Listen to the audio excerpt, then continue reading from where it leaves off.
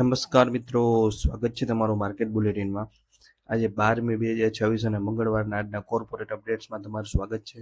આજે શેર બજારમાં અનેક એવી મોટી ઘટનાઓ બની છે જે તમારા પોર્ટફોલિયો પર સીધી અસર કરી શકે તેમ છે। ઇન્ફ્રાસ્ટ્રક્ચર દિગ્ગજ એફકોન ઇન્ફ્રાને યુરોપમાં મળેલા 7500 કરોડથી વધુના પ્રોજેક્ટથી લઈને ભારત ફૌજ એરોસ્પેસ ક્ષેત્રે ઐતિહાસિક સિદ્ધિ સુધી આજે ઘણી મોટી કંપનીઓ લાઇમલાઇટમાં છે। સાથે જ અદાણી પોર્ટ્સમાં નેતૃત્વના ફેરફાર અને એચએફસીએલને મળેલા વિદેશી ઓર્ડર વિશે જાણીશું વિગતવાર આજના વિડીયોમાં। તો ચાલો જોઈએ આજના સ્ટોક્સ ટુ વોચ એટલે કે આજે સમાચારમાં રહેનારા શેરો વિશે। સૌપ્રથમ છે એચએફસીએલ આંતરરાષ્ટ્રીય ગ્રાહકો પાસેથી ઓપ્ટિકલ ફાઇબર કેબલના સપ્લાય માટે 183 કરોડના બે મોટા એક્સપોર્ટ ઓર્ડર મળ્યા છે। આ ઓર્ડર ઓગસ્ટ 2026 સુધીમાં પૂર્ણ કરવાના રહેશે, જે કંપનીની નિકાસ ક્ષમતામાં વધારો કરશે। આ સમાચાર કંપનીની વૈશ્વિક બજારમાં પકડ મજબૂત હોવાનું દર્શાવે છે। બીજું છે એફકોન ઇન્ફ્રા કંપની યુરોપમાં રેલવે ટ્રેકના પુનઃનિર્માણ અને સેકન્ડ ટ્રેક લાઇનના નિર્માણ માટે 7544 કરોડના મોટા પ્રોજેક્ટ માટે L1 બિડર એટલે કે સૌથી ઓછી બોલી લગાવનાર તરીકે પસંદ થાય છે।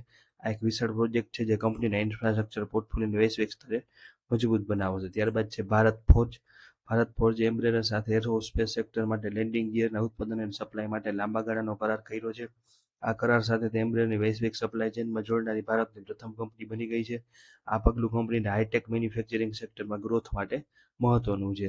ત્યારબાદ છે એચજી ઇન્ફ્રા એન્જિનિયરિંગને વેલ્સપન એન્ટરપ્રાઇઝિસ તરફથી મહારાષ્ટ્રમાં 6 લેન હાઈવે કોરિડોરના નિર્માણ માટે 3931 કરોડનો મોટો ઓર્ડર મળ્યો છે।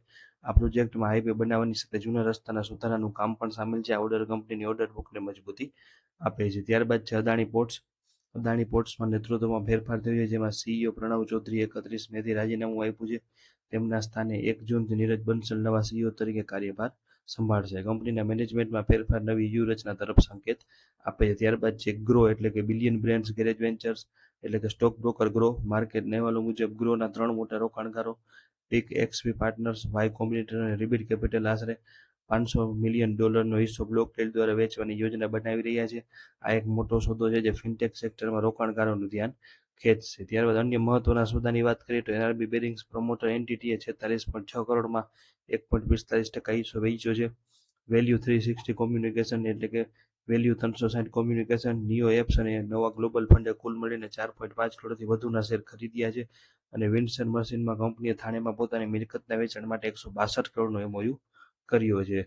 તો મિત્રો આ હતા આજના એટલે કે 12 મે 2026ના મહત્વના કોર્પોરેટ સમાચાર। આશા છે કે માહિતી તમને તમારા રોકાણના નિર્ણયો અને ટ્રેડિંગ લેવામાં મદદરૂપ થશે।